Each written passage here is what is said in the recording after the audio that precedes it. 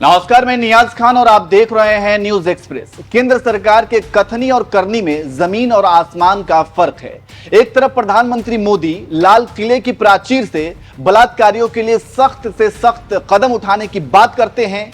ये कहते हैं कि बलात्कारियों को ऐसी सख्त सजा मिलनी चाहिए ताकि वो नजीर बने। वहीं दूसरी तरफ बलात्कारियों के जेल से छूटने पर उन्हें फूल और माला से स्वागत किया जाता है। तो कभी चुनाव को देखते हुए बलात्कारी राम रहीम को पैरोल पर जेल से रिहा कर दिया जाता है।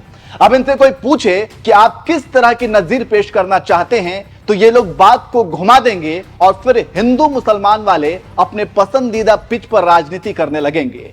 केंद्र सरकार के इसी कथनी और करनी पर पत्रकार संदीप चौधरी ने बलात्कार के मुद्दे पर केंद्र सरकार को जमकर धोया है। चलिए आपको बताते हैं कि किस तरह से पत्रकार संदीप चौधरी ने केंद्र की मोदी सरकार की बखिया उधेड़ी है।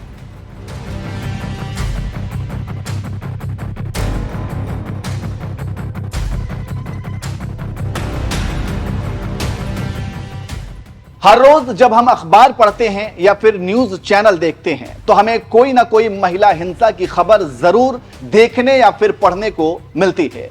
आज देश में महिलाओं के साथ बलात्कार बढ़ गया है। जिस दरिंदगी के साथ महिलाओं के साथ बलात्कार किया जा रहा है और फिर उन्हें मौत के घाट उतार दिया जा रहा है, यह वाकई चिंता का विषय है और हमें यह सोचने पर मजबूर कर देती है कि हम किस तरह का भारत देश बना रहे हैं। एक तरफ विश्व गुरु का सपना दिखाया जा रहा है, एक तरफ बुलेट ट्रेन की बात की जा रही है, विश्व समुदाय में भारत की एक अहम भूमिका बताई जा रही है। कहा जा रहा है कि प्रधानमंत्री मोदी ने रूस और यूक्रेन की लड़ाई रुकवा दी, लेकिन वहीं दूसरी तरफ हकीकत यह है कि हमारे देश में महिलाओं के खिलाफ हिंसा, बलात्कार जैसी घटनाएं थमने का नाम नहीं ले रही हैं।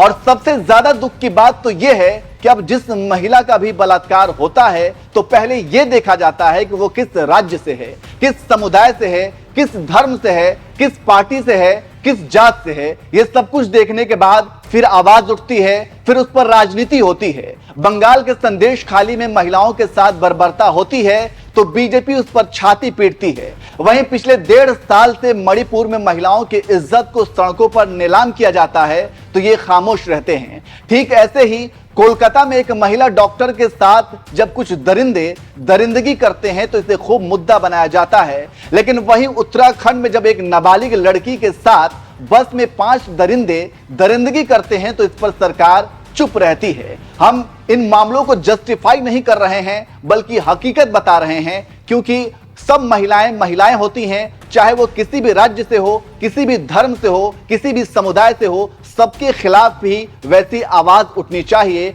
और जो भी इसके आरोपी हैं उनके खिलाफ सख्त से सख्त कार्रवाई की जानी चाहिए। यही नहीं, प्रधानमंत्री मोदी लाल किले की प्राचीर से बलात्कारियों को सबक सिखाने की बात करते हैं। वहीं जब हरियाणा चुनाव आता है तो बलात्कारी राम रहीम को पैरोल पर जेल से बाहर कर दिया जाता है। ठीक ऐसे ही आपको गुजरात के वो 11 दरिंदे भी याद होंगे जो 5 महीने की गर्भवती महिला के साथ बलात्कार करते हैं, उसके 3 साल की बच्ची की हत्या कर देते हैं, लेकिन उनके रिहाई के लिए कोर्ट में अर्जी लगाई जाती है और जब वो जेल से बाहर आते हैं तो उन्हें मिठाई खिलाई जाती है, फूल और माला से उनका स्वागत किया जाता है। ये सब देखकर क्या आपको नहीं लगता कि कथनी और करनी में कितना फर्क है? इसी कथनी और करनी को लेकर पत्रकार संदीप चौधरी ने केंद्र सरकार को जमकर धोया है। उन्होंने अपनी टीवी शो में कहा, बिल्किस बानो के हत्यारे और बलात्कारी 14 साल काटकर जेल से बाहर आ जाते हैं। उसमें बहुत सारे कानून की पेचीदगियां थी, उनमें मैं नहीं जा रहा हूं। उनका स्वागत ऐसे किया गया मानो पेरिस ओलंपिक से गोल्ड मेडल जीत कर आए हैं।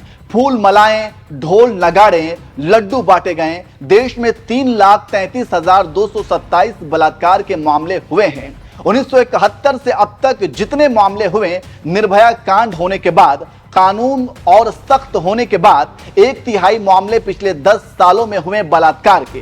13 गुना ज्यादा इजाफा हो गया है। कोई डर नहीं, कोई खौफ नहीं इन दरिंदों में। अपनी बहनों को, अपनी बेटियों को हम सुरक्षा कवच देंगे। हम सभी को अपने गिरबान में झांकने की जरूरत है। तो इस तरह से पत्रकार संदीप चौधरी ने पूरा डेटा देते हुए केंद्र सरकार को घेरा है। आपको बता दें कि गुजरात में 11 दरिंदों ने मिलकर बिल्किस बानो के साथ गैंग रेप किया था। उस वक्त बिल्किस गर्भवती भी थी और इसके साथ ही 3 साल की बच्ची की हत्या भी कर दी गई थी। लेकिन इसके बावजूद इन दरिंदों की रिहाई के लिए कोर्ट में याचिका दाखिल की गई और जब वे जेल से बाहर आए तो उन्हें फूल और माला पहनाकर उनका स्वागत किया गया था। जब ऐसा हुआ तो उस वक्त भी राहुल गांधी ने प्रधानमंत्री मोदी पर हमला किया था और ट्विटर पर लिखा था, 5 महीने की गर्भवती महिला से बलात्कार और उनके 3 साल की बच्ची की हत्या करने वालों को आजादी के अमृत महोत्सव के दौरान रिहा किया गया। नारी शक्ति की झूठी बातें करने वाले देश की महिलाओं को क्या संदेश दे रहे हैं? प्रधानमंत्री जी, पूरा देश आपकी कथनी और करनी में अंतर देख रहा है।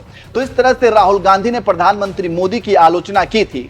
वैसे सच पूछिए तो आज माहौल ऐसा हो गया है और समाज में इतना जहर बो दिया गया है कि अगर किसी महिला का रेप होता है तो सबसे पहले उसका धर्म देखा जाता है, जात देखी जाती है, यह देखा जाता है कि इस मुद्दे को उठाने पर राजनीतिक फायदा होगा या नहीं, फिर उसी हिसाब से उस मुद्दे को बनाया जाता है और फिर जमकर राजनीति की जाती है। अगर महिलाओं के साथ घिनौना काम करने वाले दरिंदों को सख्त सजा मिलती, उनका फूल और माला से स्वागत नहीं किया जाता, उन्हें पैरोल पर जेल से बाहर नहीं भेजा जाता, उनके घर को बुलडोजर से कुचला जाता, तो शायद यह हैवानियत कम हो जाती। वैसे आपको क्या लगता है, क्या वाकई सरकार के कथनी और करनी में फर्क है? कमेंट करके जरूर बताएं।